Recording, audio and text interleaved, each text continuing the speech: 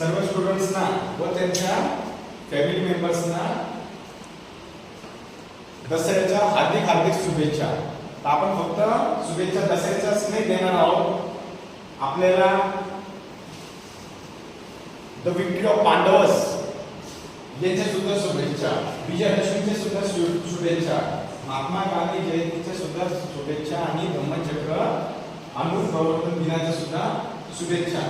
आता आपले हे 5 सण एक सिद्धी मिळून आलेले आहेत, ते याबद्दल आपण एक एक करून समजून घेऊ की कशा टाईपनी कुठले कुठले टाइमलाईन चालत आहे. दसऱ्याच्या दिवशी काय झालेलं, धर्माचा विजय, अधर्मावर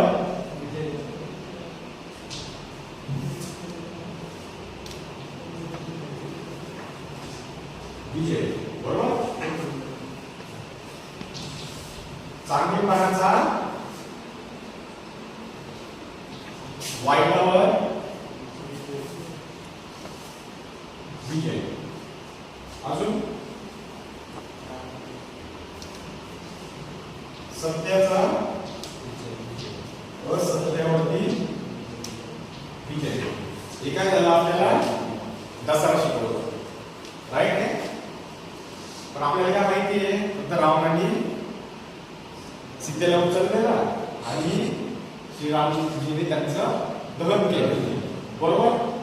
या दशकामध्ये अजून काही गोष्टी शिकायला भेटतात. तुम्ही एक ऐकलं असं की ज्यावेळेस रावणाचं हरण झालेलं आहे, तर श्रीरामजी बोललेले की there are good qualities in Ravan also.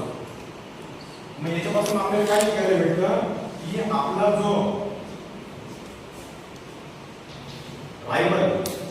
Rival म्हणजे दुश्मन, त्याच्यातले सुद्धा क्वालिटी आपल्याला घेता आले पाहिजे. हे कशापासून आपल्याला शिकायला भेटतं, दसऱ्यापासून. चला, हे पांडव महाभारताचे काय स्टोरी. पांडवांना 12 वर्षाचा वनवास सांगितलेला आणि 1 वर्षाचा अथर्ववास. माहिती म्हणे अथर्ववास, अथर्ववास. ठीक आहे, कसे अथर्ववास. जसे हे वनवास केलेला श्रीरामजींनी, तसं पांडवांना सुद्धा 12 वर्षाचा वनवास सांगितलेला आणि 1 वर्षाचा अथर्ववास. म्हणजे या 1 वर्षामध्ये ते कोणाला स्वतःचं नाव सांगू शकत नव्हते, ते त्यांची आयडेंटिटी रिव्हील करू शकत नव्हते. पण यांनी काय केलेलं, हे झाल्यानंतर मग स्टोरीमध्ये कळलं, खूप काय काय प्रॉब्लेम झालेला आहे. यांनी शमीचं झाड, या शमीच्या झाडाखाली त्यांचे वेपन्स लपवलेले होते. या शमीच्या झाडाखाली वेपन्स लपवल्यानंतर ज्यावेळेस युद्धाची वेळ आली, तेव्हा त्या शमीच्या झाडाखालचे वेपन कशाचे कसे त्यांना सापडले व ते कौरवांचा नाश करू शकले. तर 5 पांडव वेपनावरती भारी पडले, 100 कौरवांवरती. म्हणून तुम्ही बघितलं असेल तुमच्या घरामध्ये दसऱ्याच्या दिवशी आपण आहे ना, काही हत्यारांची आपले जे अवजार असतात, आपली गाडी असते, वाहन असतात, याचे आपण काय करतो, पूजा पाठ करतो. आणि हे शमीचं झाड कोणतं माहिती आहे, तुम्ही त्याला बोलत असाल त्याचे पान. आपण जे पानं भेट करतो ना, त्याला सोन्याचं पान आहे ना, हे कोण बोललेलं, राईट. म्हणून हे शमी दसऱ्याच्या दिवशी आपण हे शमीच्या झाडाचे पानं, आपल्याचे पानं आपले दुसऱ्याला भेट देतो आणि ते काय म्हणतो आपण, सोनं घ्या सोन्यासारखे राहा. मग ही कन्सेप्ट कुठून आली, आपल्याला महाभारतच्या पांडवापासून. दसऱ्याची कन्सेप्ट कुठून आली, रामायणच्या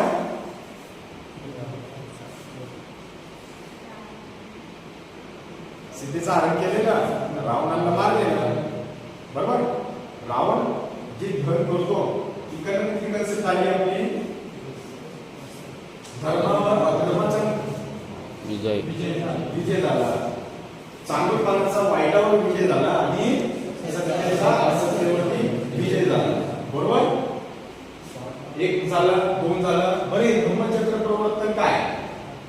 तर मला तुम्ही सांगा की गौतम बुद्धांचा जन्म कुठे झाला? भगवान Gautam Buddha, the born place of Gautam Buddha, Lumbini, जी आता सध्या नेपाळमध्ये, राईट. कधी झाला? 563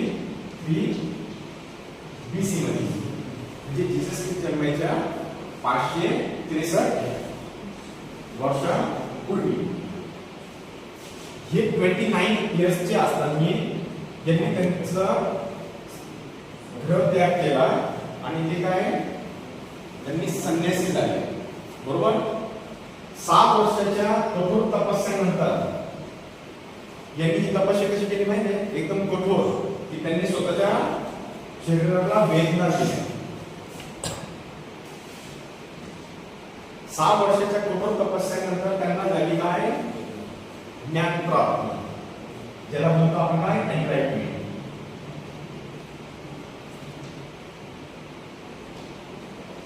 ऐका असं एनलाइटमेंट. बरोबर. यांना एनलाइटमेंट झाल्यानंतर यांनी 4, त्याला म्हणतो आपण नोबल ट्रूथ, हे जगासमोर मांडण्याचा विचार केला. आणि फर्स्ट मॅन कोण होते? गौतम बुद्ध. त्यांनी काय सांगितलं?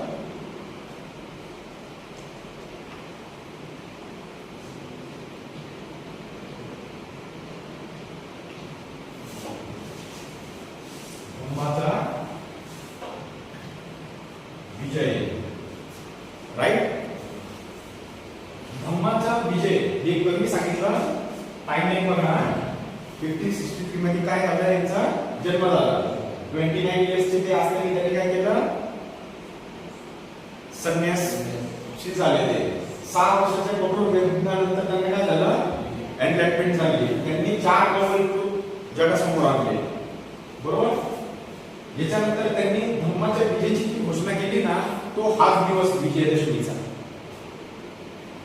बरं, आपण बोलतो विजयादशमी विजयादशमी, हे सगळे जण बोलून पण बोलतात की विजयादशमीच्या दिवशी मी धम्माचा विजय म्हणून घोषित करतो. ही विजयादशमी काय? तरी दुर्गादेवी सगळ्यांनी ऐकली असं. दुर्गादेवींनी एक महिषासुर राक्षस होते,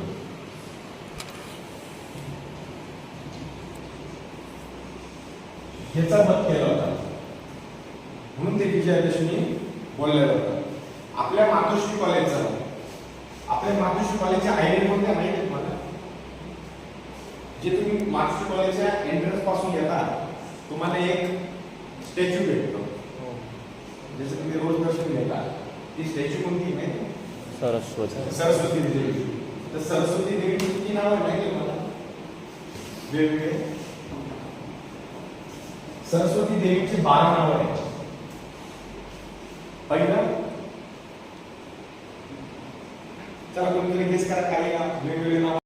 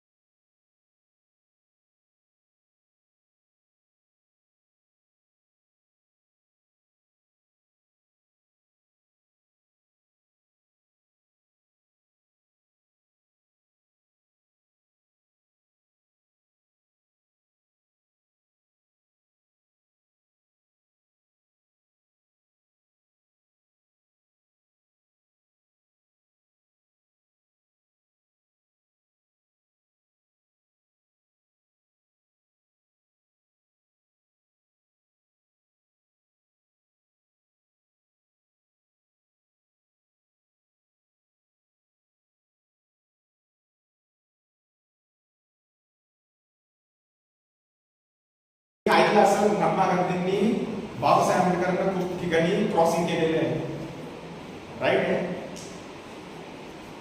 कालच एक स्टुडंटने मला मेसेज केला होता, sir I want to follow one person, who is that, whom should I follow. तर मी 2 सेकंड लावले ते वर्ड लिहिण्यासाठी.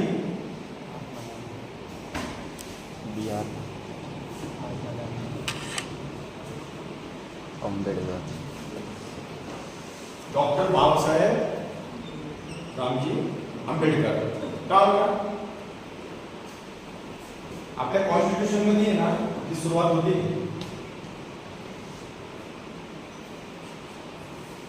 स्टार्टिंगला आर्टिकल 1 पासून ते जातं 395 पर्यंत, म्हणजे 395 आर्टिकल आपल्या कॉन्स्टिट्यूशन मध्ये आले.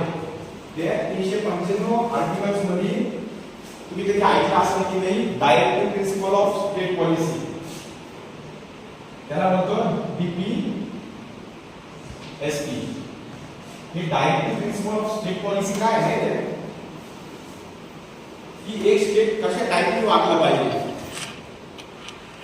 तुम्ही कधी किती जण गावातून आलेले आपल्या इथं विलेज मध्ये, तुम्ही ग्रामपंचायत वगैरे बघितलं असलं, हे कोणाचे विचार माहिती आहे? बाबासाहेबांचे नाही, हे महात्मा गांधींचे विचार आहे की पंचायती राज सिस्टम आपल्या भारतामध्ये जर लागू केला तर त्याचे खूप चांगले परिणाम होतील. तर बाबासाहेबांनी ते क्रॉस केलं पाहिजे होतं, बरोबर. पण बाबासाहेबांना कसलं नॉलेज होतं, एकमेव विद्वान व्यक्ती असा आहे ज्यांचे कौतुक महात्मा गांधी सुद्धा करायचे. ज्यावेळेस काही शेतकऱ्यांनी महात्मा गांधींना विचारलं की का कॉन्स्टिट्यूशन भारताचं तुमच्याकडे आलं तर तुम्ही का नाही लिहिलं, तर ते बोलले आपला दुश्मन आपला कौतुक करतो ना तिथं आपला विजय आहे. ते बोलले की पूर्ण जगामध्ये फक्त एकच व्यक्ती आहे जो भारताचा राज्य घटना देऊ शकतो, आणि ती व्यक्ती कोण आहे, म्हणजे आपला दुश्मन पण आपला कौतुक करतोय. इथं तुम्हाला बघायला भेटल. आणि बाबासाहेबांची क्वालिटी अशी की जे आर्टिकल मध्ये तुम्हाला या आर्टिकल मध्ये आर्टिकल 36 पासून 51 पर्यंत हे जे आर्टिकल्स आहे ना, जे DPSP मध्ये येतात, directive principle of state policy, आणि हे कोणाच्या विचाराच्या आधारावरती बनलेले, महात्मा गांधींच्या आधारावरती. आपण जे गांधी सिरीजचे नोट बघतो, जे तुम्ही नोटावरती जे आपण डिस्कशन केलं होतं, या नोटावरती महात्मा गांधींची सिरीज कधीपासून चालू झाली माहिती कोणाला? नोटावरती महात्मा गांधींची सिरीज चालू झाली 1996 नंतर. म्हणजे त्या अगोदर आपल्या भारतीय करन्सी नोटवरती महात्मा गांधीजी नव्हते. थोडं काहीतरी युनिक लक्षात आलं कोणा माहिती होतं की महात्मा गांधी सिरीज कधीपासून आली, 1996 पासून, बरोबर. आपलं आता महात्मा गांधी जयंती झालं, विजयादशमी झालं, धम्मचक्र प्रवर्तनाचं झालं, पांडवांचं झालं. तुम्हाला आत्याचे पाठ का वाटतं हे कळालं, वेपनची आपण का पूजा करतो हे लक्षात आलं. बुद्धिझमची टाइमलाईन कळाली. 1563 मध्ये त्यांचा झाला जन्म. 29 इयर्स नंतर संन्यास, त्यांनी काय घेतलं, संन्यास घेतला. 6 वर्षाच्या कठोर तपश्चर्यानंतर त्यांना काय झाली, एनलाइटमेंट झाली. त्यांनी किती नोबल ट्रूथ, 4 बरोबर.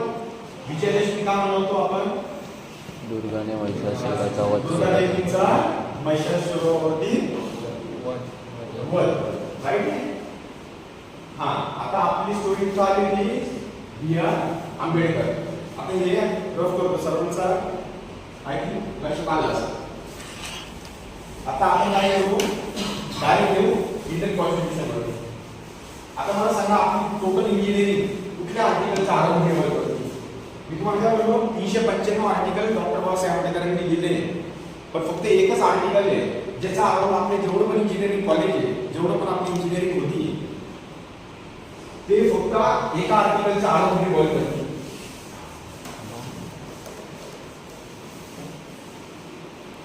आपल्या सगळ्या इंजिनियरसाठी फक्त एकच आर्टिकल महत्वाचा आहे. तो कुठला?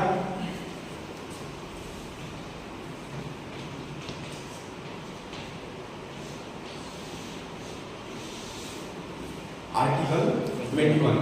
मग तुम्ही सिव्हिल इंजिनिअरिंग बोला, कम्प्युटर इंजिनिअरिंग बोला, मेकॅनिकल बोला, इलेक्ट्रिकल इंजिनिअरिंग बोला, जितके पण इंजिनिअरिंग आहे ते फक्त एका आर्टिकलच्या आत रिव्हॉल्व करतात. आर्टिकल 29. तर बाबासाहेब आंबेडकरांनी असं काय केलं होतं की आपलं एक आर्टिकल आणि पूर्ण इंजिनिअरिंग त्याच्यात येऊन जाते टोटल.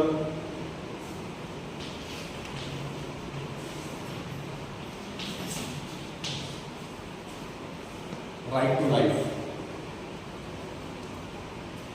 हे मी का सांगतो नाही तुम्हाला की मुळात आपल्याला झाड हे झाडाचे जर मुळ जेवढं खोलवर जाईल ना हे झाड तेवढंच वरती जातं. राईट आहे. मग तुमचे मुळ स्ट्रॉंग व्हावं म्हणून मी ह्या सगळ्या कन्सेप्ट आपल्या याच्यात आल्या. कधी पण तुम्ही एक बघा आर्ट अँड कल्चर हे प्रत्येक कॉलेज आवड करत आहे आणि हे आपल्या कॉलेजमध्ये आपण आणत आहोत. तुम्हाला एमएल सब्जेक्ट आहे, त्यामध्ये योगा आहे, त्याच्यामध्ये पण हिस्ट्री आहे. आपण काहीतरी हिस्टॉरिक प्लेसेसला व्हिजिट सुद्धा करणार आहोत. का बरं? आपल्याला काय आहे हे माहिती आहे. ज्या मुलांचे रूट स्ट्रॉंग असले ना ते पुढे जाऊन 4 वर्षानंतर फळं चांगले देतील. आपल्याला फक्त किताबी किडा बनायचं आहे का? नाही. आपल्याला काय बनायचं आहे? Best engineer. आणि बेस्ट इंजिनियर याला या गोष्टी माहित पाहिजे की प्रत्येक इंजिनिअरिंग याचा आरोप रिवॉर्ड करते. मग राईट टू एज्युकेशन असतो. राईट टू एज्युकेशन मध्ये माहिती आहे तुम्हाला 6 वर्षापासून ते 14 वर्षाच्या मुलाला फ्री एज्युकेशन हे याच आर्टिकल मध्ये. परत कोणालाही खोट्या केस मध्ये अडकून पोलिस पकडून नेते हे माहिती आहे. क्रिमिनल लोक बाहेर येतात आणि चांगले मुलं शिक्षित मुलं हे कुठं वाचतात? जेलमध्ये वाचतात. तर त्यांना सर्व प्रोटेक्शनचा अधिकार कोणी दिला आहे? याच आर्टिकल टोटल. तर हे सर्व पॅरेंट्सला का समजण्याची गरज आहे? कारण इतिहासामध्ये मी एक वर्ड वापरला आहे, if you don't know your history you cannot create it. हे म्हणणं होतं डॉक्टर बाबासाहेब आंबेडकरांचं.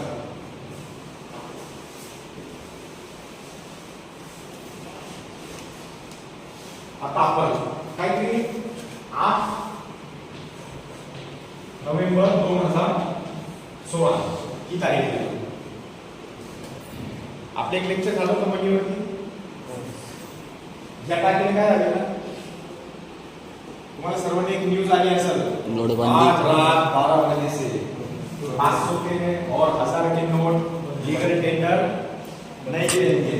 काही जणांना चक्कर आली, काही जणांना अटॅक आला, काही जणांना काय झालं माहिती नाही. ते दवाखान्यात कोणी डॉक्टर बोलले, डॉक्टर विचारते काय झालं, तो बोलतो काय नाही सर काय झालं पण मला ऍडमिट करून घ्या. काही लोक तोंडाला अडतात ते, काही लोक या गोष्टी करतात ते. तर ही गोष्ट काय होती? डिमॉनिटायझेशन. बरोबर? डिमॉनिटायझेशन मध्ये काय झालं? 500 आणि 1000च्या नोट चलनातून बाहेर आल्या. आता मला सांगा डिमॉनिटायझेशन इतिहासामध्ये कधी झालंय का? बरं, याच्या मागे पूर्वविचार कोणाचे होते?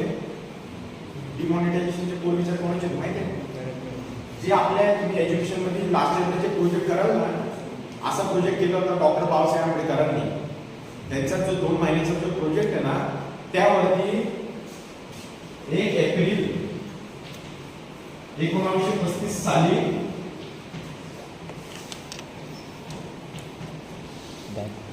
RBI स्थापन झालेलं.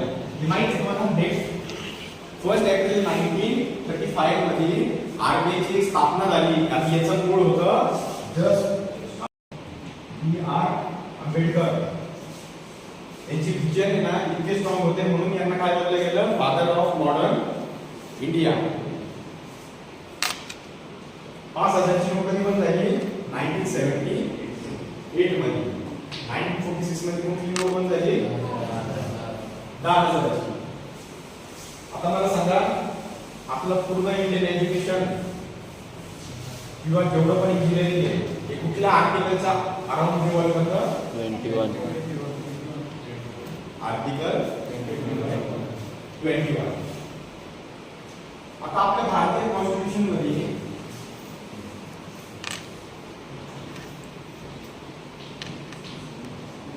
संविधान,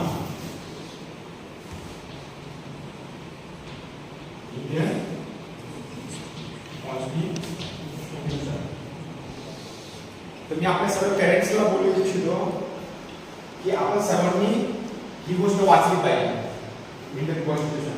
तर त्याचा अर्थ का बरं, रिझन काय, का बरं वाचलं पाहिजे. ते याचं मूळ आहे, तुम्ही इंजिनियर असो, डॉक्टर असो, तुम्हाला बिझनेसमॅन बनायचं आहे, आपल्या मुलांना पुढे जाऊन काय बिझनेस करायचा आहे, ज्या पण आपल्या फील्डमध्ये आपल्याला स्ट्रॉंग बनायचं आहे, तर त्याचं मूळ आहे ना हे एक खूप मोठी म्हणजे छान लाईन लिहिलेली होती, मैं तुम्हारे हर समस्याओं का एकमात्र समाधान हूं, मैं तुम्हारे हर समस्याओं का एकमात्र समाधान हूं, एक बार मुझे जरूर पढ़ लेना मैं भारत का संविधान. म्हणून ही गोष्ट जर तुमच्या माइंड मध्ये घेऊन गेली ना, तुम्हाला ना एमबीएची गरज आहे, मी तर बोलतो ना बीटेकची गरज आहे, आणि मी तो बोलतो 10वी जरी नाही झालेला असेल ना, तो माणूस पण आपल्या भारतामध्ये करोडपती बनू शकतो जर त्याला हे समजलं. आपण हे संविधान डायरेक्ट तुम्ही वाचायला घेतलं तर तुम्हाला लक्षात येणार नाही. किती जणांना माहिती आहे युपीएससीचे पण काही बुक्स असतात, IAS IPS वगैरे, तर त्याच्यामध्ये एक बुक आहे लक्ष्मीकांत सरांची, तिचं नाव आहे इंडियन पॉलिटी. या इंडियन पॉलिटीची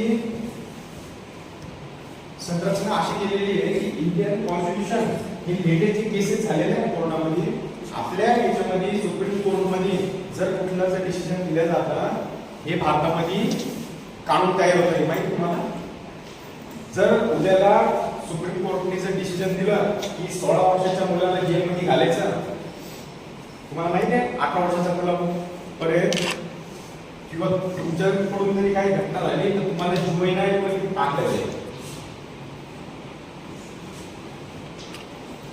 जुवेनाईल कोर्ट कधी ऐकले, जेएमएमसी काय असतात, तुमचे काही मित्र वगैरे कधी गेले असेल, काय असेल आहे ना माझी मैत्री मित्र. 16 वर्ष हा येतो मायनर मध्ये, 18 वर्षाचा खाली.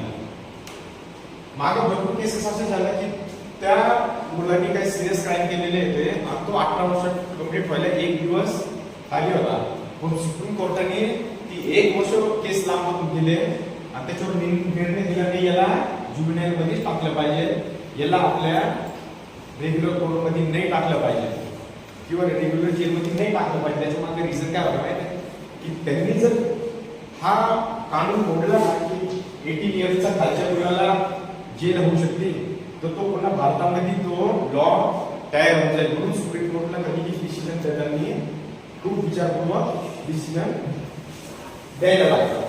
आता या संविधानाचं मूळ स्वरूप कुठून आहे, किती जणांनी सोक्रेट्स ऐकलेले नाही. सोक्रेट्स आपल्या पूर्ण वर्ल्ड हिस्ट्रीमध्ये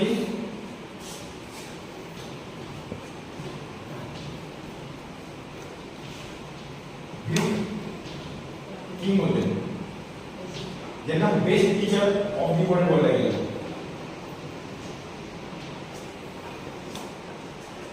नाही हे 420 BC ची स्टोरी आहे टाइममध्ये. सोक्रेटिसचा एक प्रमुख स्टुडंट होता किंवा मानलेला मुलगा म्हणा किंवा त्याचा सन म्हणा, त्याचं नाव होतं प्लुटो. तर हे प्लुटो आपण इथे घेतो. प्लुटो, या प्लुटोनी काय काम केलंय, त्याने एक बुक लिहिली, तिचं नाव आहे रिपब्लिक. आणि त्यांनीच एक स्कूल स्थापन केली, तिचं नाव आहे,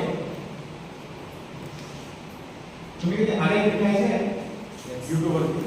तसंच एक अकॅडमी नावाची पहिली school of economics, school of history, school of astrology, first school of astrology, economics किंवा मॅथमॅटिक्स असा जर कधीचा क्वेश्चन आला तर कोण हे स्कूलचं नाव काय आहे, अकॅडमी, आणि संस्थापकाचं नाव काय आहे, प्लुटो. बरं, ही बुक कुठली? संविधान लिहित असताना बाबासाहेब आंबेडकरांनी ही पहिली बुक ज्याचा स्टडी केला ना, की ही बुक आहे रिपब्लिक. याचा वर्ड आपल्याला पुन्हा पाहायला भेटलं माहिती आहे, आपल्या संविधानामध्ये एक प्रिएम्बल राहतं माहिती आहे. याला संविधानाचा आईना बोललेलं आहे, मिरर. काही जणांनी यांना आयडी कार्ड सुद्धा बोललेले आहे.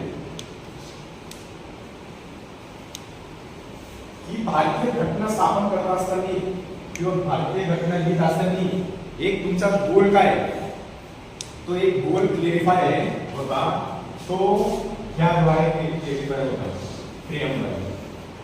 तर याच्यामध्ये जो मेन पार्ट आहे रिपब्लिक,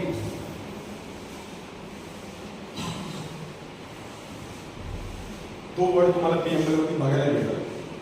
आपण ही रिपब्लिक बुक तुम्हाला लक्षात आलं काहीतरी महत्वाची गोष्ट आहे. पण बाबासाहेब आंबेडकर कुठपर्यंत गेलेले टाइमलाईन बघा. बाबासाहेब आंबेडकरांचा जन्म 14 एप्रिल 1891 मध्ये झालेला. कुठल्या गावात? महू, मध्य प्रदेश. हा खूप मोठा क्वेश्चन आहे. तर प्लुटोनी रिपब्लिकची स्थापना केली आणि ही अकॅडमी आहे. तर या अकॅडमी मध्ये एक स्टुडंट होता, त्याचं नाव होतं एरिस्टोटल. तर एरिस्टोटलचं काय काम होतं सांगा. हा एक एकदम मोठा स्टुडंट होता अकॅडमी.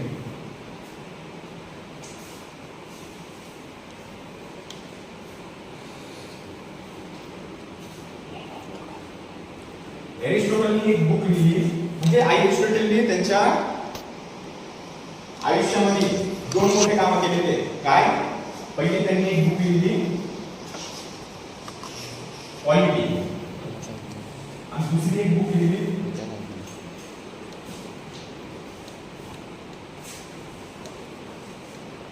किंवा आपण असं म्हणू की दुसरं त्यांनी एक मोठं काम केलं की त्यांनी एक विद्यार्थी घडवला. आणि त्या विद्यार्थीचं नाव होतं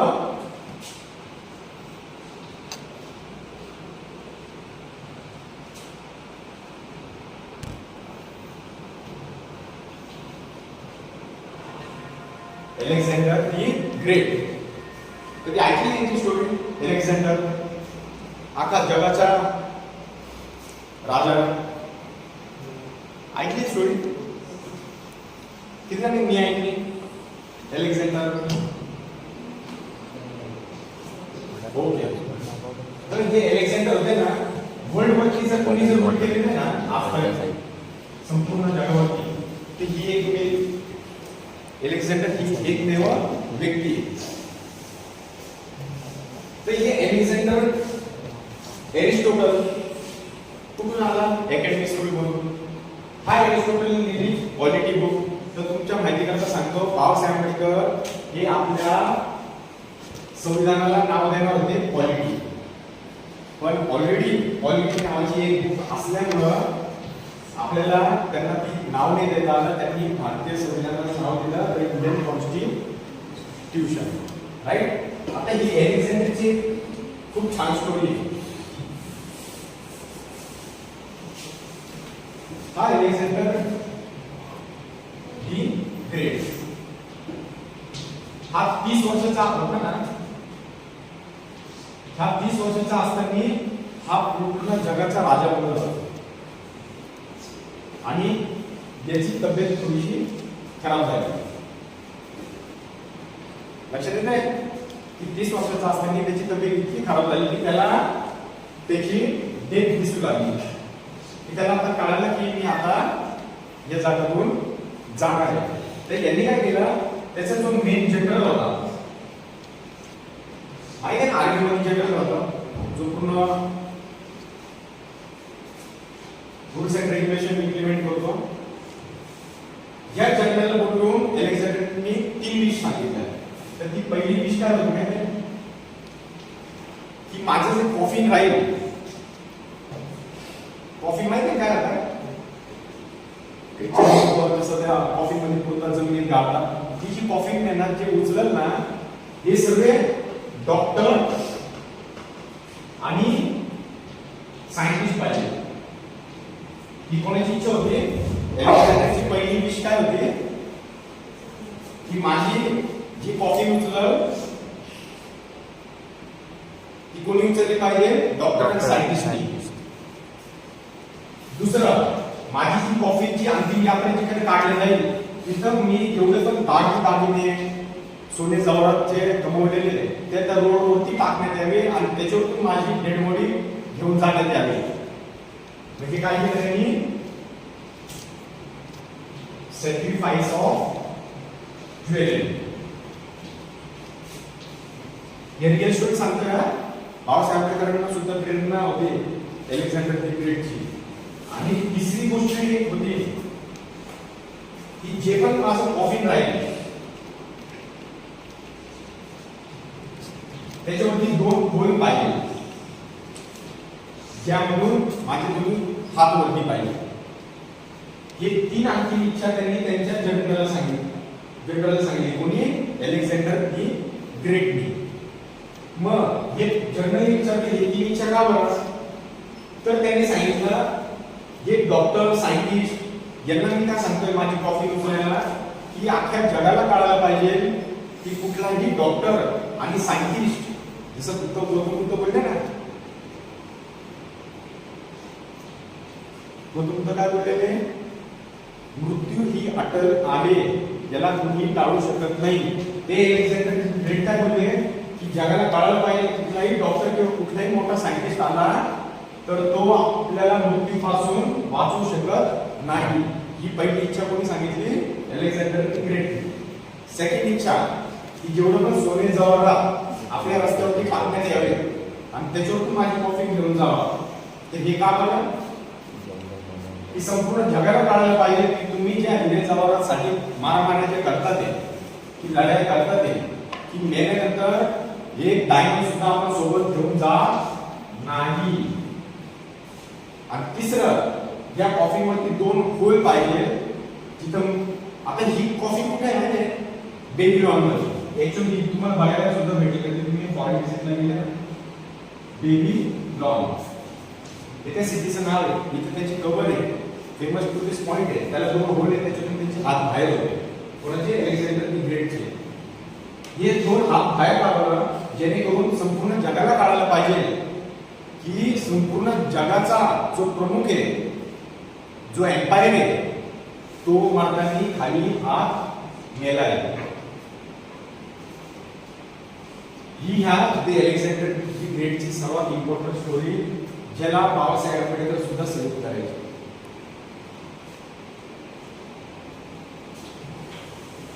काय हो, जास्ती व्हिडिओ वाढते तर पेरेंट्स लोक डाउनलोड नाही करू शकत. तर हॅपी दसरा. आणि तुमचे मुलं काही चांगल्या एज्युकेशन इन्स्टिट्यूट मध्ये शिकत आहेत, ते फक्त आपल्या इंजिनिअरिंग शिकण्यासाठी नाही, ते ओव्हरऑल आम्ही त्यांना सगळ्या गोष्टीसाठी बिल्डअप करतोय. त्यांचे रूट्स सुद्धा स्ट्रॉंग पाहिजे, त्यांना आर्ट एंड कल्चरचं सुद्धा नॉलेज पाहिजे. कारण का आपल्याला एक डायलॉग मध्ये पण लक्षात ठेवायचं आहे, जे आपलं इतिहास जाणू शकत नाही ते आपलं इतिहास घडवू शकत नाही.